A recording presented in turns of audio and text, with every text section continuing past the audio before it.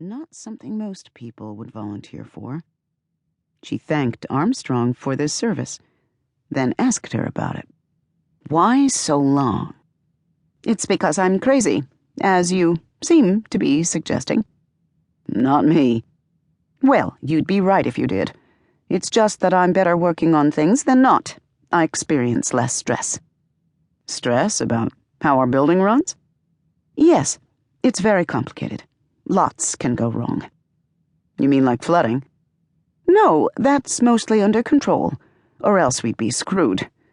It takes attention, but Vlade and his people do that. He seems good. He's great. The building is the easy part.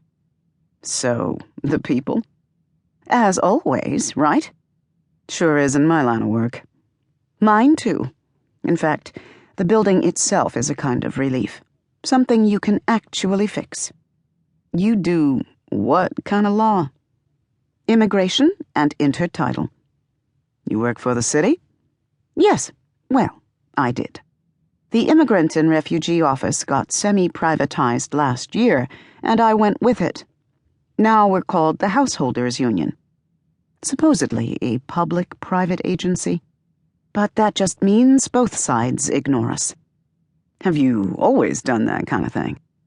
I worked at ACLU a long time ago, but yeah, mostly for the city. So you defend immigrants? We advocate for immigrants and displaced persons, and really anyone who asks for help. That must keep you busy. Armstrong shrugged. Jen led her to the elevator in Bellevue's northwest annex that would take them down to the sky bridge that ran west from building to building on the north side of 23rd. Most sky bridges still ran either north-south or east-west, forcing what Jen called night moves. Recently, some new higher sky bridges made bishop moves, which pleased Jen. She played the find-the-shortest-route game when getting around the city. Played it with a gamer's passion. Shortcutting, some players called it. What she wanted was to move through the city like a queen in chess, straight to her destination every time. That would never be possible in Manhattan, just as it wasn't on a chessboard. Grid logic ruled both. Even so, she would visualize the destination in her head and walk the straightest line she could think of toward it, design improvements, measure success on her wrist. All simple compared to the rest of her work, where she had to navigate much vaguer and nastier problems. Armstrong stumped along beside her. Jen began to regret suggesting the walk. At this pace, it was going to take close to an hour. She asked questions about their building to keep the lawyer distracted from her discomfort. There were about 2,000 people living in it now, Armstrong answered. About 700 units, from single-person closets to big group apartments. Conversion to residential had occurred after the second pulse, in the wet equity years. Jen nodded as Charlotte sketched this history. Her father and grandmother had both served on the force through the flood years, she told Armstrong.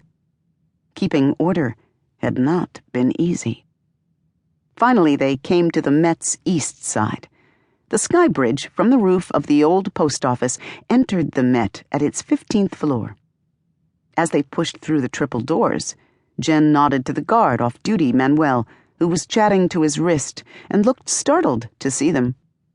Jen looked back out the glass doors, down at canal level. The bathtub ring exposed by low tide was blackish green. Above it, the nearby building's walls were greenish limestone or granite or brownstone. Seaweed stuck to the stone below the high tide line, mold and lichen above. Windows just above the water were barred with black grills. Higher, they were unbarred, and many open to the air. A balmy night in September, neither stifling nor steamy. A moment in the city's scandalous weather to bask in, to enjoy. So these missing guys lived on the farm floor? Jen asked. Yes. Come on up and take a look if you don't mind. They took an elevator to the farm, which filled the open-walled loggia of the Met Tower from the 31st to the 35th floors.